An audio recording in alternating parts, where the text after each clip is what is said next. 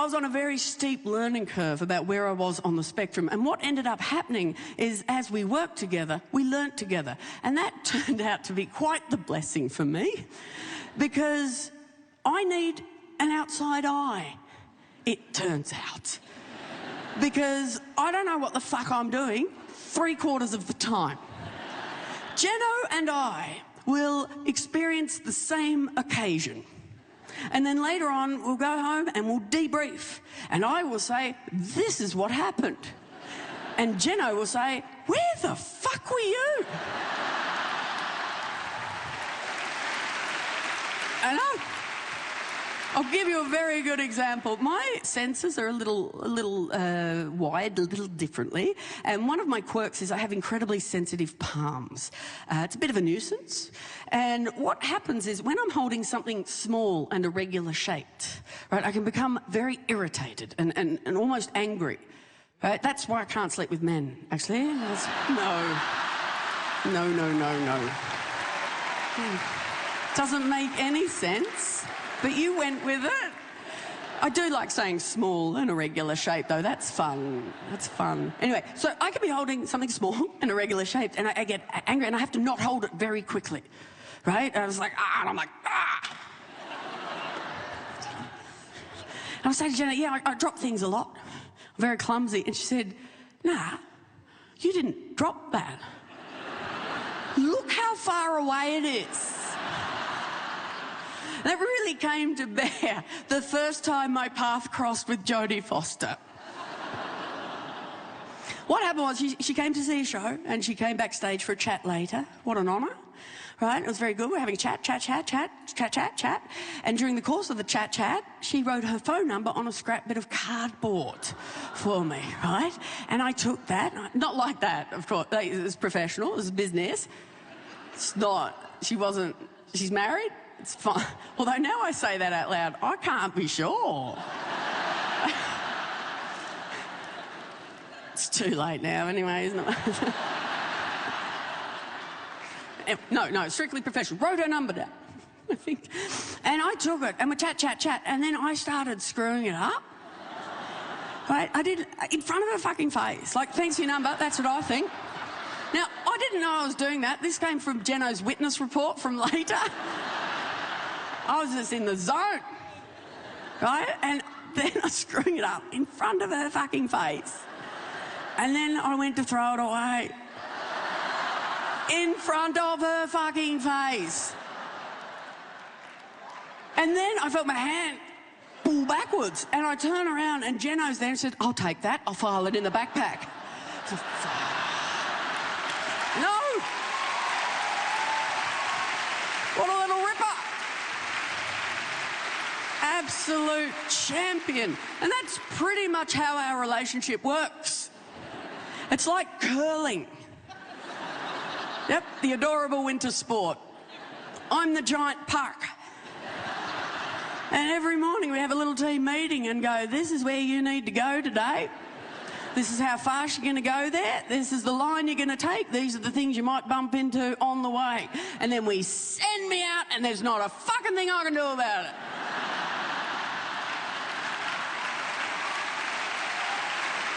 And Jeno's out front just going...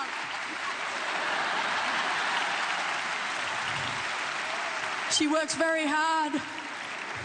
She works very hard.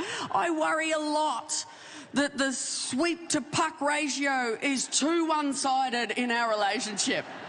I want to help Jeno. I want to look after her like she looks after me. But the thing about Jeno is she's incredibly competent at everything.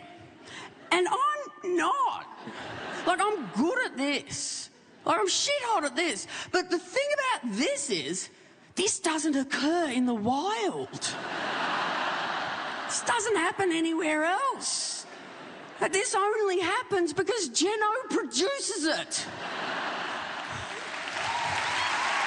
I think that's for you. Sometimes I try to sweep for Jeno, right? I try to be the hero, and without fail, I fuck it up. But one time I tried to be the hero, and I still fucked it up, but I failed so spectacularly Like so thoroughly that I went full circle and gave success a nudge from behind. I did. It was incredible. It happened when we were out taking the dogs for a walk, right? I've got a couple of dogs, taking them for a walk, and Jenna was right up in front. She was way ahead of me, right? And I'm a slow walker, right? In the beginning, when we first started walking the dogs together, she would never leave my side because she was scared my dogs were going to catch a rabbit. And I had to go, look at my dogs. Like it looks like the Swedish chef fucked a sheep. Like my dogs are not catching a rabbit. I once saw my dogs chase a rabbit and the rabbit got bored. Right? So eventually, she calmed down. She realised that my dogs are not catching a rabbit. And so she just started to go her own pace. And I was way behind, right? Because I walk slow, but also because I had a problem to solve. And I can't walk and think at the same time. It's part of the problematic gait situation. Anyway, so we're on this walk. I should give you a little bit more context before I go on. You see, Jenna and I did a world tour together, and then we came back to Australia for a bit of, R&R. Trying. It was just going to come for a couple of weeks, but that was March 2020. Right? So what began for Jenna as a fun little holiday in a strange new land with a new partner very quickly turned into a hostage situation in the bush. Right. Now, by and large, we were fine during the pandemic, ups and downs, netballs for sluts and all that. But we just played a lot of games, right? We both love playing games, not mind games, but just games. I played my first ever game of Guess Who with Jenno. That was a revelation. We didn't have Guess Who growing up, too fancy, too many moving parts, you know what I'm saying? We were a backgammon family. Right? I fucking love backgammon. That backgammon briefcase is the fanciest piece of furniture in our house. That two-tone brown pleather. Yummy. I love that backgammon briefcase. If no one was playing backgammon, I'd be walking around the house with it going, I'm on business. For one brief period of time, I used it as my school bag. I'm not going to school, I'm on business. Bullied? Absolutely. But the beauty of me is I had no idea. They're like, nice bag, fuckwit. I'm like, thank you. It got to the stage my brother had to pull me aside. He said, you can't take that to school anymore. I'm being bullied by proxy. I said, but I'm on business at home. And so I'd never played Guess Who before, and Jenno very kindly offered to teach me, right, to tell me the rules, and I very arrogantly said, no need. I've seen the adverts. It's child's play. This is my first question ever, playing Guess Who at age 42. I said, okay, it's your first day at a new job. I know. Gets worse. I said, it's your first day at a new job and you're very overwhelmed. There's a lot to learn. You keep making mistakes. Everyone's being kind, but you're not sure how long their generosity of spirit is going to last, particularly because you keep getting their names wrong. Now, it's morning tea time. You go down to the break room. You make yourself a cup of tea to gather your wits, to calm yourself down. Then your person walks in with that face. Do you want to slap them?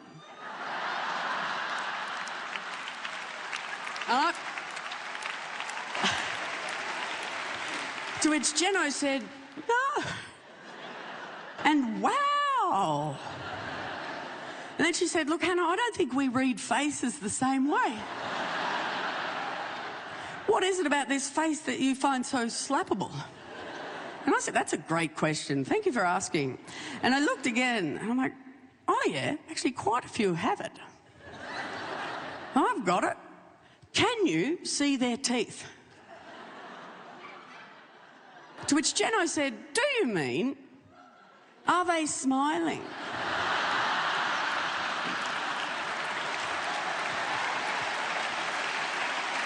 Well, it turns out I find friendliness threatening. Now, that might have something to do with my autism, but But it might also have something to do with those couple of years Mum had 2 big false teeth. You know? Nature, nurture. We'll never unravel.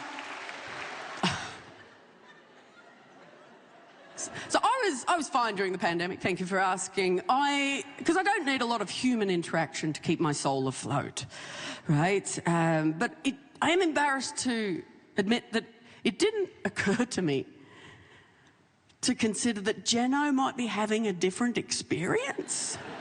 As an American in a foreign country, trapped during a global pandemic in the bush, as I insisted on calling it.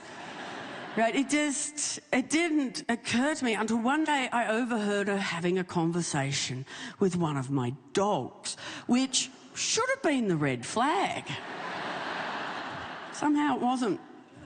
Right, she said, "Douglas, I didn't have time for dogs before the pandemic. You are a lot of work. But now you're my best friend." I know, Jasper was right there. No, it's okay. He's a rescue. He knows his place. Oh! That's the edgiest joke you can do in front of a lesbian-heavy audience, isn't it? It's like, punch down on a rescue animal. Edgelord! It's just jokes. I love him. He's my little rescue prince. Don't worry. Anyway, I heard that, though, and I was a little, taken aback, right? I didn't like hearing that because I'm Jeno's partner. I'm her employer. And then I find out during the course of that conversation that I also own her best friend. And I'm like, oh, that's not great. I don't like this balance of power. So I decided right there and then, I said, it is my job to help Jeno connect to the community, right? And so later that afternoon, we're out walking the dogs.